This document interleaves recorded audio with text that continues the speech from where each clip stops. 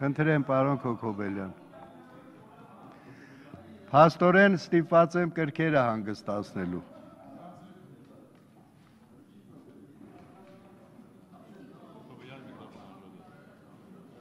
Միացրեք խոսափողը։ Նախ շատ զարմանում եմ այս օրենքի հետ կապված, այսքան քննարկման հետ կապված, եւ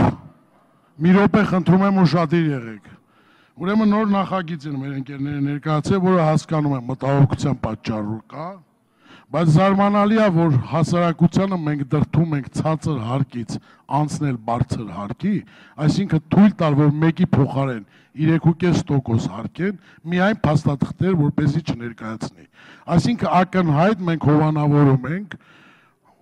ոչ թափանցիկ շրջանառության միջոցները, այսինքն ստվերը։ Ես առաջարկում եմ մի րոպե, ստե խնդիրը փոքր եւ միջին բիզնեսի ներկայացուցիչները ոչ թե ունեն ձևակերպումների հետ ունեն, այլ ոչ թե տոկոսի։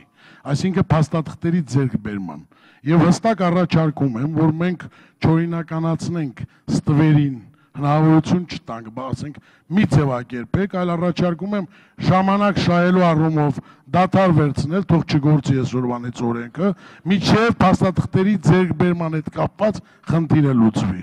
Այլապես մենք հովանավորում ենք, ասում ենք, թող 3.5% լինի, միայն փաստաթուղթ չբերի։ Աբսուրդ է սա։ Եվ իմ գործընկերների վրա եմ անկեղծ ասած զարմանում, այս նախագիծը շրջանառության մեջ դնելու համար։ Շնորհակալություն։ Մի տարուց չէ, 15 տարուց ավել, 15 տար։ Մինչև այսօր աբսուրդի մեջ ենք աշխատում։ Մինչև հիմա կարող է գաղտնիքա։ Իմիջայլոց ասեմ։ Ասել են, դադարեցրեք, մարդկանց Ինձ թվում է արդեն միտինգի վերածեցիք ուշադիր։